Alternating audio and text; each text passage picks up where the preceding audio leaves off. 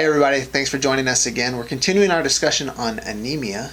So in our previous videos we talked about what anemia is and what are some of the common symptoms that someone might experience with anemia.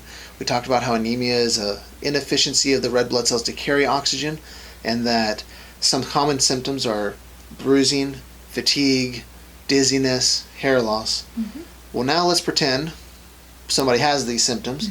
They go to the doctor. What types of tests might be used to diagnose anemia in someone's life? Yeah. So with anemia being a condition with red blood cells, you're going to want to do a test that's going to look at the type of red blood cells you have, the quality, and a lot of the different characteristics of those cells. So that is going to be a test called a complete blood count, or a CBC, that you can get in blood work. So this can be done by your general practitioner or whoever medical doctor that you're seeing. And so what this will do will break down and see what type of red blood cells, white blood cells, platelets, as well as your hematocrit, your hemoglobin, and different specific things that are going to look at the quality of the red blood cells, which can give an idea of not only if you have anemia, but potentially what type of anemia, and therefore what can be done to treat to help your anemia specifically. So you said an interesting thing there. You said a type of anemia, which would insinuate that there's more than one type of anemia. Correct. What are some examples of types of anemia that, and how might they be different from each other? Yeah.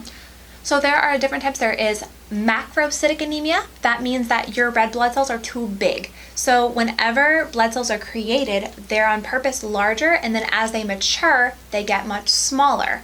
And so macrocytic anemia, or there could be microcytic anemia, they're too small. Or there could be hemolytic anemia, meaning that your red blood cells are being destroyed too quickly by several different types of conditions. Following up with that, we have iron deficiency anemia sometimes. That's the most common one people think of. If you're anemic, that we immediately just throw iron at somebody and they might feel better because of it. But that's not always the case. So sometimes in some situations, iron is not the appropriate situation for treating the anemia that's present in someone. You've mentioned megaloblastic. I'm sorry, you didn't mention megaloblastic. Which is macrocytic. Macrocytic is what you said. Macrocytic, microcytic, hemolytic, iron deficient anemic. There's sickle cell anemia, which is a genetic type of anemia, more common in African American individuals. And there's a lot of different types of anemia out there. And the first thing we look at is a complete blood count. And that'll often give us a good understanding as to what's going on with anemia inside someone.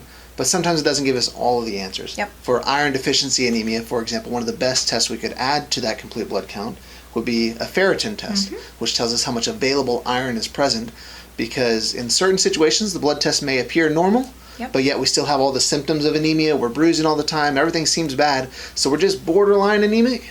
And then we run a specialty test like the ferritin, and we can see that those iron storage levels are in the tank, and that's where someone could benefit from. So needless to say, when we look at how to diagnose anemia, blood work is going to be the gold standard. That's where we look. We use the patient's symptoms to give us an idea, and we run the blood work to confirm it.